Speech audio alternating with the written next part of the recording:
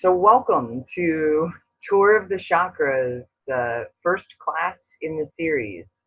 This class is really meant to inform you on what the Tour of the Chakras is about and the importance of the chakra system as it is within us.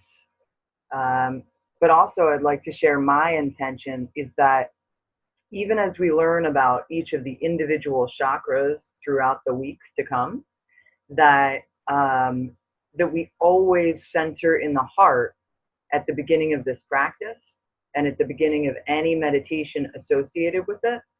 I do believe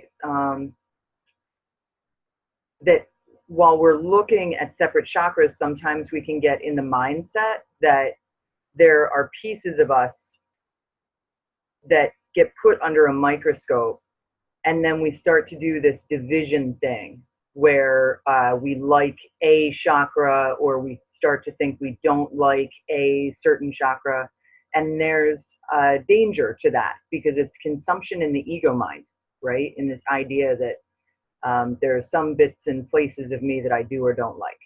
So if we begin at the heart and we maintain that centeredness, then we have an opportunity really to learn about these different aspects of ourselves and different energy bodies, as the 7 chakras are known as the 7 bodies, right? So, but those bodies are one because they have one central consciousness that walks them through each of our lives. So, so there's that. So when it comes to the 7 chakras, we will be beginning the focus, as most energy schools, most meditative schools, except the exception being Reiki, right? Reiki focuses bringing energy in from the crown to the root. But it's anomalous in most metaphysical practices and meditation practices in that typically we begin with the root and then develop upward. So the root chakra is connected to not just the area right at the base of the spine and essentially where it is that each of us are sitting right now. And if you could visualize this, it's like a trumpet, right? So that trumpet comes down between the legs. And so for women who are internal creatures, who are built negatively, and I don't mean that in a judgment term, but just in the sense of positive and negative. What is physical as opposed to what is absence or internal, right? So a man's body is in essence then positive because his sex organs are on the outside, right? So because of that, the root chakras of a man and a woman may vary. For a man, they're going to be his root, the cone or the trumpet of that root chakra is going to be a little bit lower. And for a female, it's going to be a little bit higher. That being said, it's located, really the edge of that trumpet will be at the mid to high thigh. And that's when we're standing. When we're sitting, and this is part of the reason why the posture in meditation is so very important. Because when we are aligned, when our spine is aligned, the root chakra can sink down through the pillow, down through the floor. And it has an opportunity to expand your roots through some other lower subchakras. So the rest of the chakras, though, from the sacral all the way to the third eye, have these trumpets that come out in the front, and they also are out in the back. So it's like having 2 trumpets from one side to the other, all the way down through the chakras.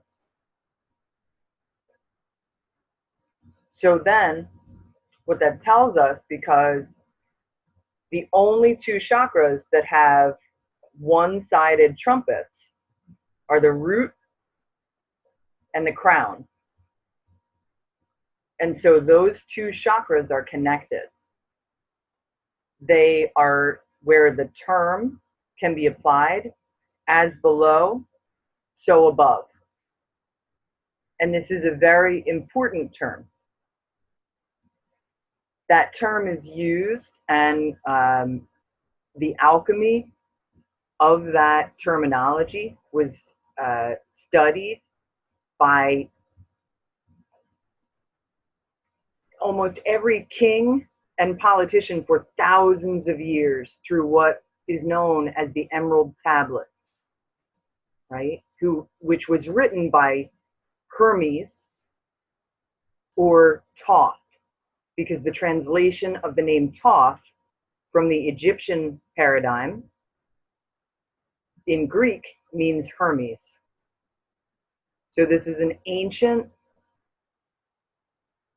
science, history, and understanding of the body and its systems, as well as the stars and the universe above, right? So when we think as below, so above, many times we're focused on this finite life here, and then perhaps astrology, right? Or what is going on in the greater heavens affects what is going on down here, and vice versa. But since this is not an astrology course, our focus is looking at as my root chakra, so my crown, right? So as I connect to the earth, to the present moment, so I connect to my maker. Okay, so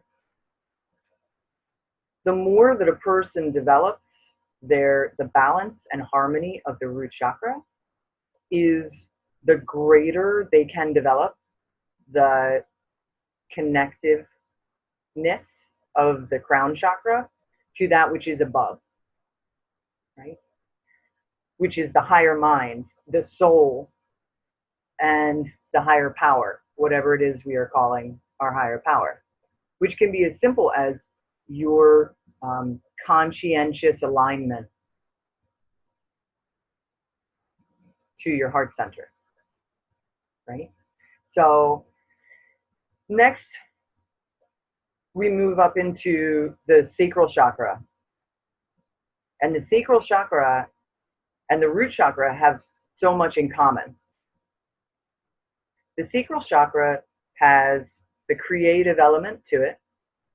And so because it rules and overlaps the sex organs and the digestive organs, the sacral and the root, it's said that from the sacral to the root, this is where we can detect a misalignment, and that misalignment has to do all with our instincts, right? So if our instincts are out of whack or warped, if we are struggling with disorders of food, sex, addiction, obsession, then something is out of balance in one of these 2 chakras.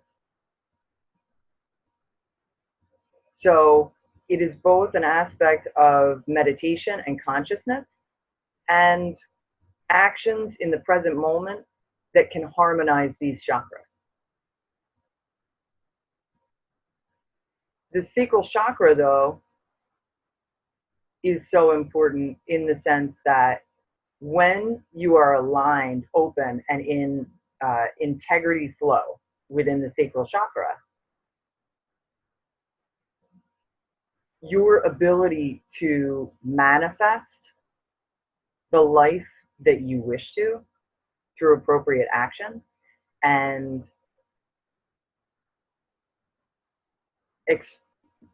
to co-create a beautiful life, essentially. And however you define that, right? Because that's different for everybody. Now, while I probably will get into this in the week of the sacral chakra, there is a sub chakra that really can't be overlooked within this course, even though we're focusing on the primary 7, but the sub chakra is the low dantian. And why that's so important is because these two chakras overlap each other. And so when one of them is off, it can offset the other. So if you think of them like if you were to open a watch and look at the cogs that are within, the spinning wheels that are within that watch face, one needs to turn one way and the other needs to turn the other way. And when something gets, even a little bit of fuzz gets stuck in between one of those wheels, it can jam up the whole process. And so when the dantian the low dantian is off balance or set off balance by an imbalance or an overaction at the sacral chakra, we all of a sudden, if you've had that experience where you're walking and somebody just turns a corner and you nearly jump out of your skin, that like real jumpiness, edginess, depression, lack of physical energy, lack of ability to physically follow through, this would have to do with the low dantian, because it truly, even though it's a sub chakra, sub doesn't mean lesser here. It just really means not on the primary track. It is one of the most important chakras when it comes to physical vitality. So next, as we move up, and I really don't want to get into the business of saying that any one chakra is the absolute most important of them all. Each one of them are important for their own reasons.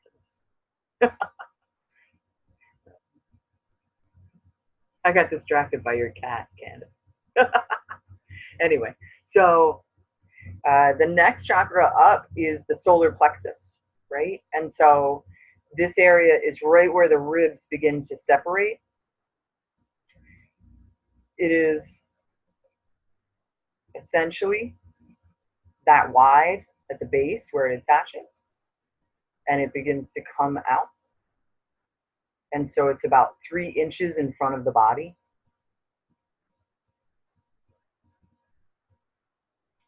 And this is known as the will center.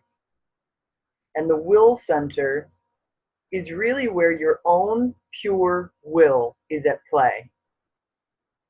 And I know that there are many people who believe, oh, all my will is bad, right? Or terms such as like the idea that all your will could be bad is a gross exaggeration. It takes positive will to make all kinds of decisions and choices in life. And so the will, the self-will is not in and of itself naturally bad or wrong. It is when any of these chakras from the solar plexus down are out of alignment from the truth. And that misalignment can actually show up like a chakra being curved off to the one side or the other. They can be bowed or folding in on themselves.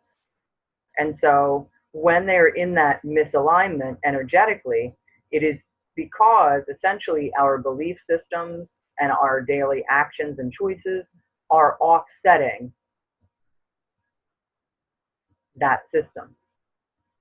So when this chakra is clear and in balance, we are making choices that are in alignment with our truth, right? And so every different person has their own truth.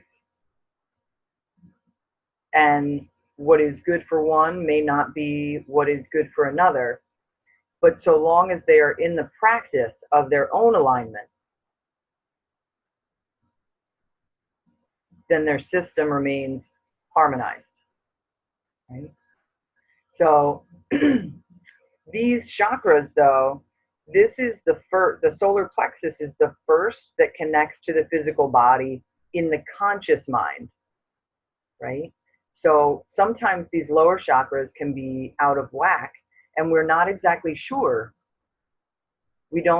It's more challenging to be conscious of that which is below the level of consciousness or subconscious, right? It's downright impossible to be conscious of what is subconscious unless we are engaging in tension and an active practice of permitting our system to inform us, right? And what I mean by that is essentially through having a meditation practice and some form of, whether it's an intention or a prayer practice, or simply the voicing of affirmations, dependent on your own comfort zones, that we invite this information to rise to the surface. And if we're in that meditation practice, there is a strong chance that when that information comes up, we're going to be able to slow down to listen, rather than a stray thought passing by and saying, oh, that's weird. I don't know why I just thought that. Let me shove that out of my head. I'm going to do whatever to distract myself from my own truth rising, right? So this practice helps us to get really clear and start to really listen to the body as it communicates. And our body is constantly communicating the nature and the reality of our souls, whether it is in malady or it is in illumination. And I'm sure it's a little mix of both, right? So assuming we have not ascended and assuming that nothing is purely all one direction or the other. So then we move up to the heart chakra, right? And the heart chakra has so much to do with the organs of the actual heart, the lungs, the joint systems of the shoulders, the sub-chakras or conjoining chakras of the heart are the palms. And so this whole entire region, right, has to do with the heart. Right? And when we're in alignment with that heart, we are freely capable of loving ourselves, and so choosing wisely and in discernment who to share that love with. Right? And so for me, I experienced so much, I guess, like obvious consciousness at the throat chakra. The throat chakra runs between these 2 points, right? And the low base point of it is at the most protrusive aspect of the spine before it submerges into the neck, right? And that's also known as the identity center, because our communication is how we identify in this world. But the throat chakra is not just about the spoken aspect, right? So it's not just about speech. It's also about our ability to listen and remain present and fully take in our environment. And both of those, right? Now, as my grandmother always said, we have 2 ears and 1 mouth. So listening is always more the gift of the throat chakra than the voice. So when my throat, personally, when I can feel my throat starting to go off balance, it's because I'm willfully choosing not to express what it is that I need to be expressing. And there are times when my own system has shocked me because I would have thought, oh, you're not supposed to say that. Whatever this thing is that I want to say, you're not supposed to say that. But then as soon as I give myself permission to express this clearly, it completely goes right back into alignment, right? And so that's not necessarily just saying something, it's also the choices that I'm making in my relationships. So then we have the third eye, right? Which true vision is only possible once we are grounded and connected in the heart chakra. And that vision or intuition comes to us in a variety of ways. And how we know that the third eye is offset is really through paranoid, delusions, story creation, getting stuck in our heads, right? And disconnecting from our hearts. So each of these chakras, hopefully you know by now that each of these chakras really, their functionality depends on each other, right? And the stronger the foundation will be, the stronger the whole system is throughout. Now the crown is actually pretty neat in the sense that it has 3 layers to it. And those 3 layers, they can be seen if you've ever looked at a statue of a Buddha. It looks like in most of these statues that they're wearing a bun, like the bun I am wearing, right? And then it will have what looks like a layer of hair. But as we know, most Buddhist monks are bald, right? So this was not an odd sect of Buddhists or Buddhas who grew their hair out like mine. So on those statues, this first layer, which looks like hair, is meant to represent the first layer of the crown. And once that first layer is developed and in flow, compassion is easy. And compassion and discernment are clear and practiced evenly because they are 2 parts of the same vehicle. Right? And then the second layer of the crown goes up to about the middle of where my bun is. And that is the development of empathy. And when some of us come naturally with the gift of empathy, it was developed earlier on in life, and some through a meditation practice will develop this skill, this ability, a higher intelligence. However, if that chakra point, that second layer of the crown, is off balance, we may start to see our own empathy, the gift of empathy, as a danger, as something that is making us vulnerable in the world, right? And when we're in that kind of defense of talking about how we need, I need to place a shield over me, and I cannot go in public, and I can't walk through a crowd because I feel so much, and I don't know how to let go of other people's emotions. This is not developed. This is not the empathy I'm talking about. That is essentially an imbalance within that chakra that has it heading off to one side or the other. And so that imbalance can be corrected quite easily, actually.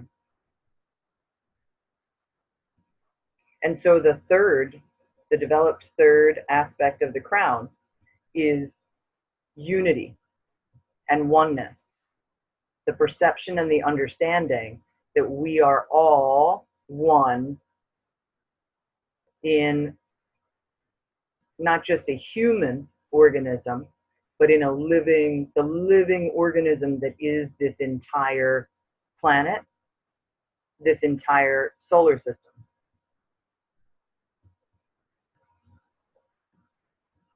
And that level of connectivity has us capable of being in service to others clearly and without attachment. To bring all of ourselves from the present moment, co-creating through the power of our gifts, choosing to offer those gifts in the pure feeling and the generosity, in clear, in integral and integrated communication through a vision that leads and guides us, and a connection to offer that service freely to the spirit.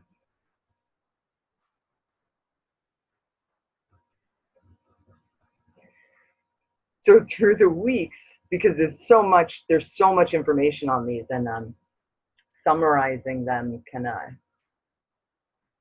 there's so much more information I want to provide, right?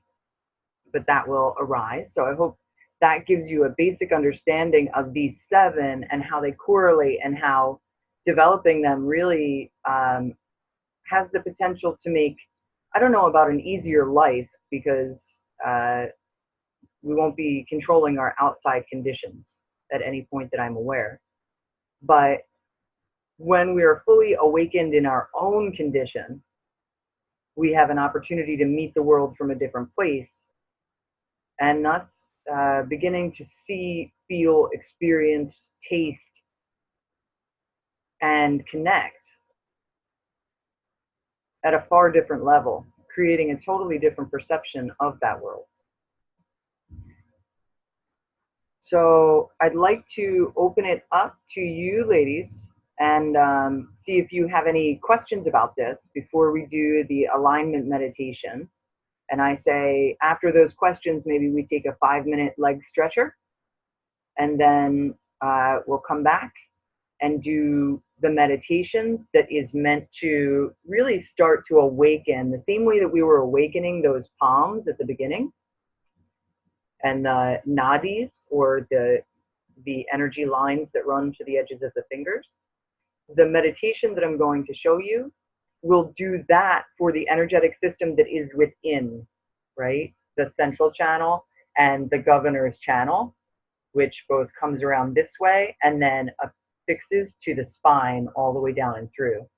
So those meditations will awaken you and prepare your system to move forward, either in this course or something that you can always use to awaken and center your system. So, do we have any questions? If I see your mic go on, I'll know you do have a question.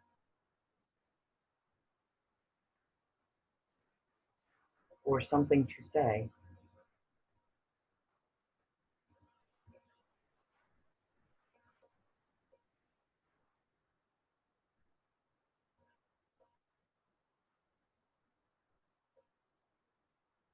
Well, if nobody has anything to say, then we could just take a 5-minute break. Is that good? Give me a thumbs up if that's good. All right, see you in 5 minutes.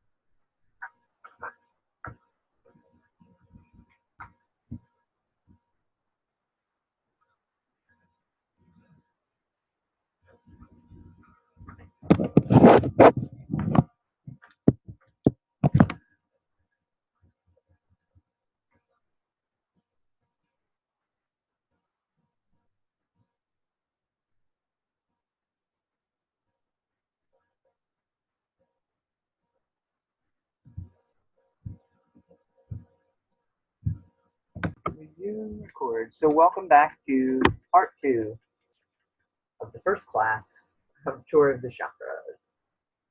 So here is our meditation that we are going to be doing. So first things first, it's important that we have flexibility. And for any of you who enjoy your height, it is really, really important to stretch before and after you sit for meditation.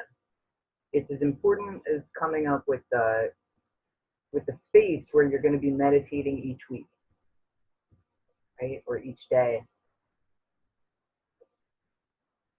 It's important that that space is honored as well as our bodies. Once upon a time, Angelique was 5'11", and now she is very sadly like 5'9". And 3/4. Okay, and 3/4. Because I didn't stretch before and after meditations. And so the more I'm stretching is the more I'm getting some of that height back. I will catch up to you, Courtney Kaiser. So even a gentle stretch such as this, where you just take your feet and place them together, it doesn't matter how high your knees are. What matters in this stretch is that you're not on your tailbone. You are not sitting on your coccyx bone. So even if you have to bow forward at the torso a little bit so that the pelvic bone can make contact with the floor, that's the aim. And it also doesn't matter how close your feet are, right? So if pulling your feet in more is keeping the pelvic bone bowed upward and the tailbone curved in, then let them come out a little bit further. And if you need to, you can place your hands on either side of your pillow and just lift your tuchus. What I also like to call popping the J-lo. So that the pelvic bone and the sits bones are making even amounts of contact. And so what I meant by getting personal is if you would place your own hand on your pelvic bone and your other hand at the backs of your tuchus or the sits bones, and just start to notice, is one side or the other a little folded up, right? And don't press, don't force anything, but instead just give permission for these points to start to release into the pillow.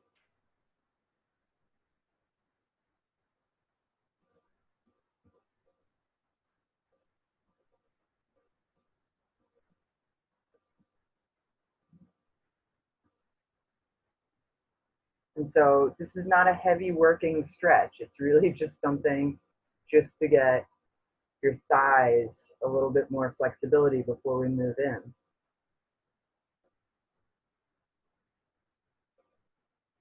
Now the reason why in this ancient practice, half lotus and lotus positions were so popular, right, were a part of the form, the human mudra, the whole body in a position, is because they hold the spine.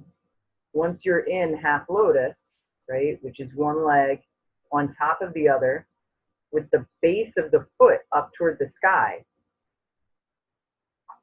once you are in that position, the spine quite naturally floats one notch on top of the next.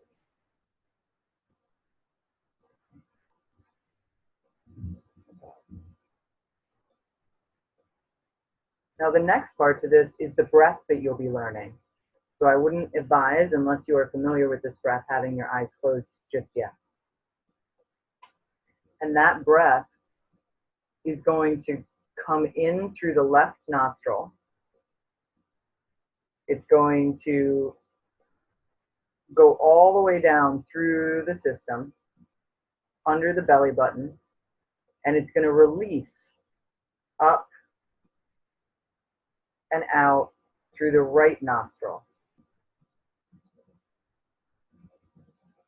So if when you breathe through your nose, you have a tendency to breathe low at the opening, This is a different breath. And what makes it possible is the internal positioning, which is taking the tip of the tongue and placing it on the roof of the mouth, just behind the front teeth. And you know you're at that perfect point when the jaw begins to release. So that the only thing keeping your mouth closed are your lips.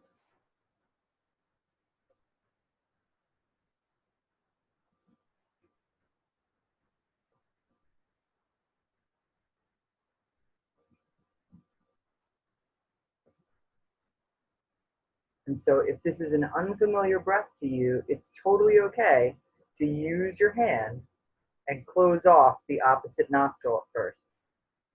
But as you're doing that, take the breath in from the top of the nose, as if the nostril were there.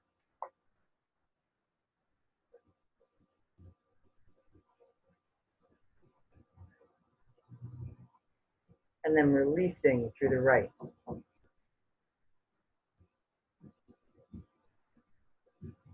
Now draw in through the right. And release through the left.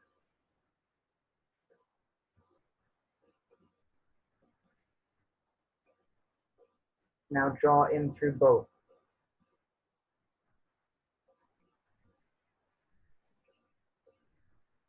And release through both.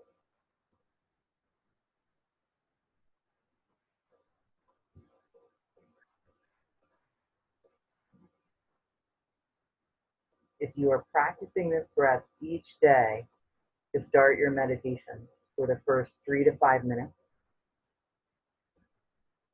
it will be a knee-jerk, easy breath in 1 week's time. So don't worry if there's a 2% amount coming in the nostril that you're not intending. Right? It's the focus itself.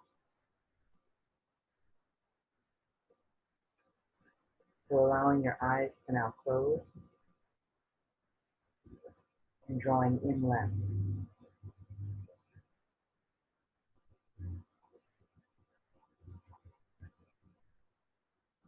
Out right.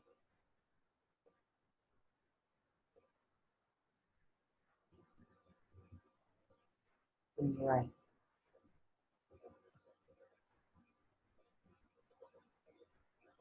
Out left.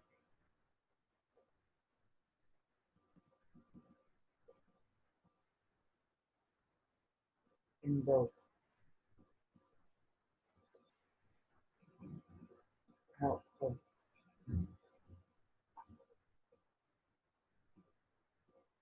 Continue.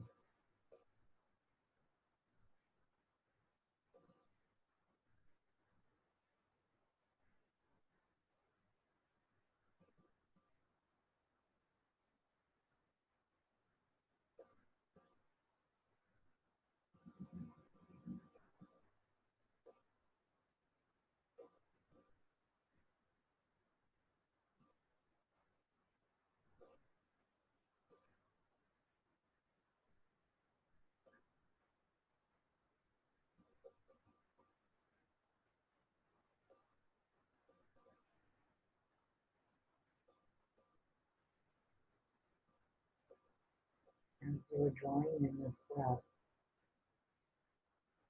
sense or visualize golden light coming in through the inhale.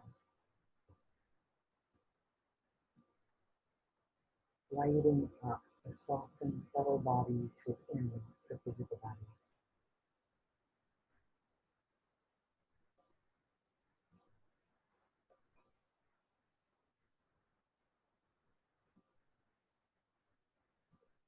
As you exhale, visualize or sense black smoke exiting.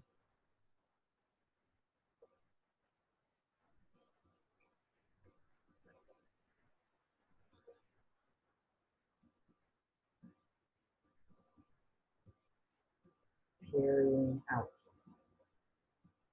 everything that blocks that light in your system.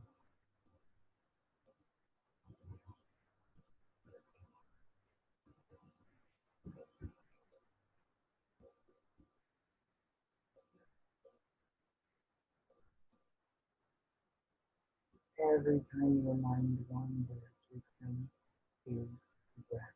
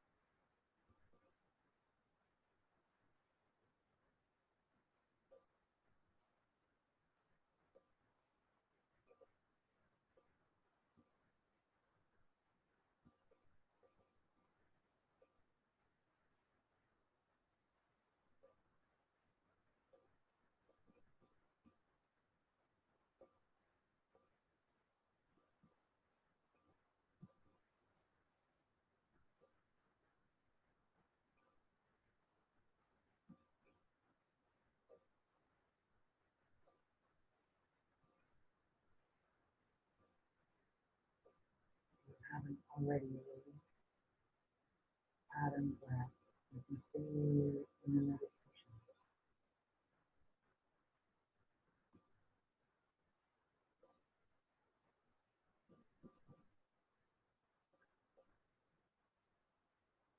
Follow the natural pulse of the breath.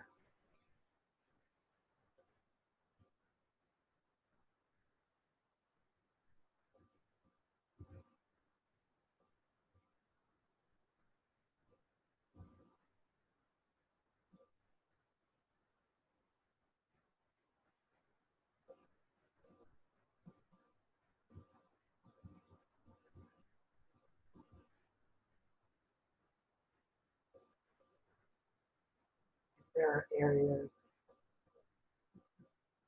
that are starting to itch, move them. That means it's working.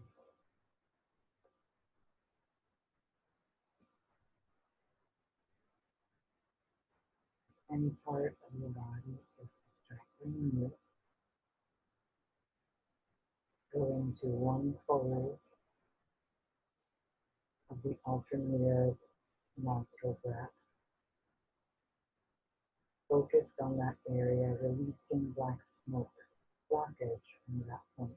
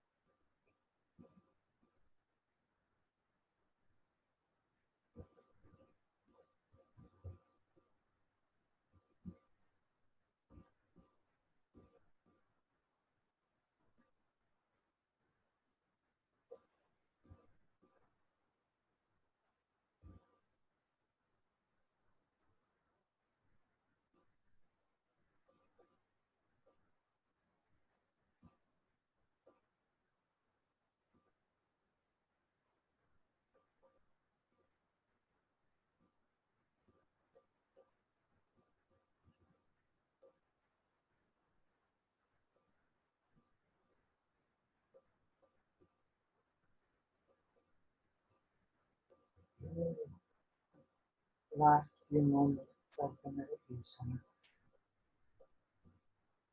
bring your focus to the mantra internally. Om, ah, hum. This is a purifying mantra for the crown, throat, and the heart down to the root. Om, crown, ah, throat, hum, heart down to the root. Begin to repeat this mantra internally. Om, ah, hum.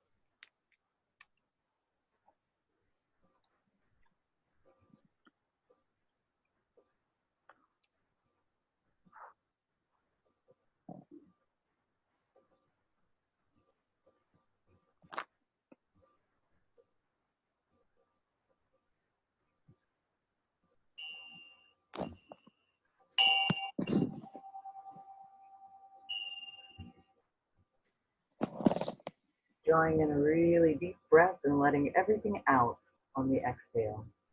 Release the mudra, the mantra, and the meditation.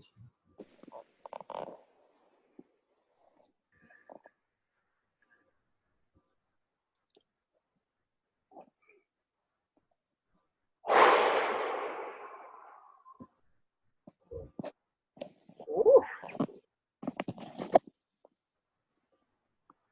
Everything from my root to my heart just cracked on my spine.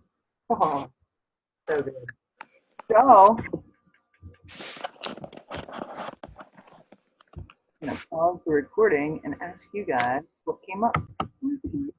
Details. So as far as the course goes, what I'm going to be doing is typically in person, when somebody couldn't pay in advance, they were paying either $33 or $55 per class. And the way that I was offering it at that point in time was in a 10-week class. And I decided to consolidate it so that it could be online and nice and easy. So what I came to in meditation is that this would be a $333 8-week class, right? And technically, since the first week is free, it's 7 weeks of moving through the chakras, learning about them, receiving a study pack at the beginning of the week, a few days before the live class. And then you'll get the recording for that if you can't make it. And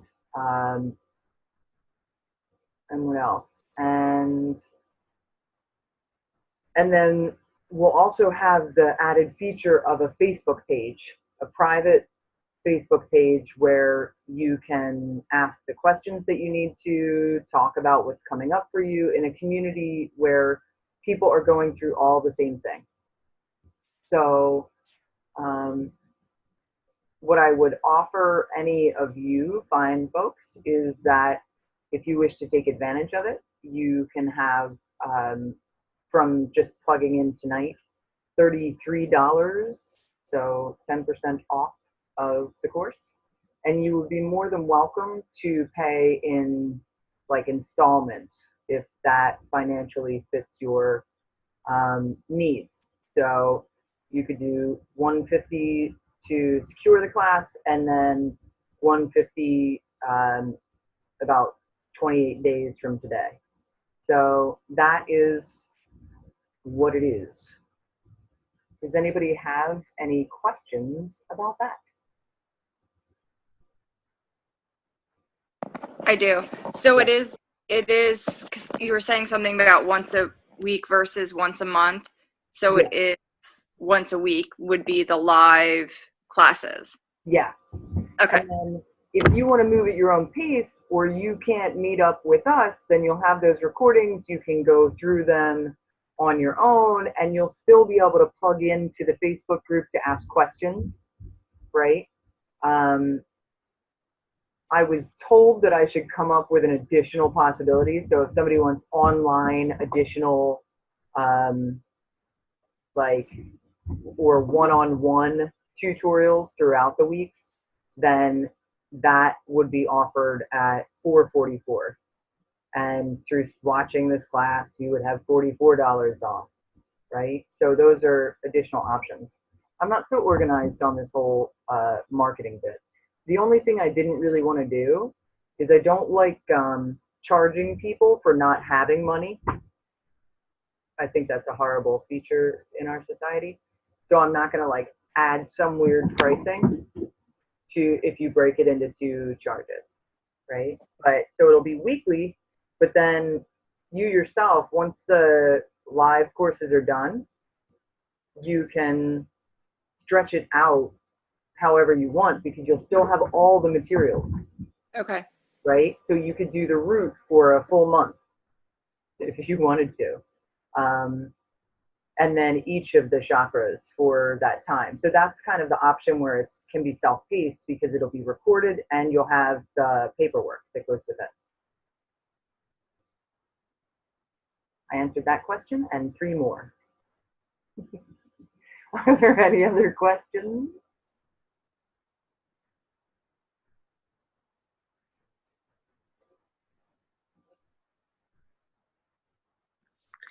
Will you have 2 classes a week like you do today?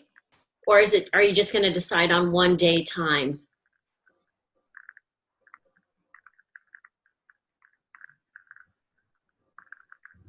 You know, I haven't made up my mind on that one yet. I haven't made up my mind. I'm pretty sure we're just going to do the one, but it's really going to depend on what happens on Saturday. So, is there any day of the week that is better for you folks? Perhaps you can let me know.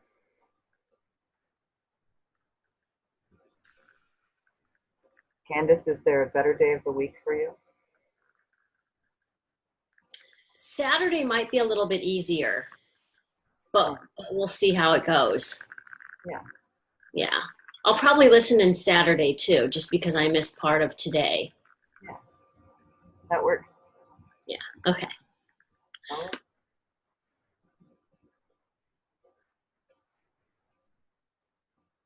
Jen, Gavin, you got any questions before it looks like you're so ready to go to bed? I can't think of anything right now. I'm sure it'll come up tomorrow. Okay. All right. Sorry. That's okay. So essentially, if you want to order the course, here would be the one of two ways that you can go about it. I'm a big fan of Venmo. I use Venmo regularly, and you are welcome to order it in that way. I do not have any detailed way in which I am going to be sending you an order form or charging you. Right now, I am working this on like the honor basis that if somebody pays half, I might send them a reminder email, but I don't currently have a technological way of charging you for that. So I'm just going to stick with the honor basis. And what did you say? You could use Venmo or PayPal if PayPal is your bag of wax. Those are the 2 payment options. And you're welcome to order the course anytime up until, I think the cutoff will either be on Sunday or Monday for when we go into the full week. So those are the options. So I want to thank you, lovelies, for joining me for this class. And I hope that it was helpful for you. And feel free to reach out with any questions or comments tomorrow or any other day.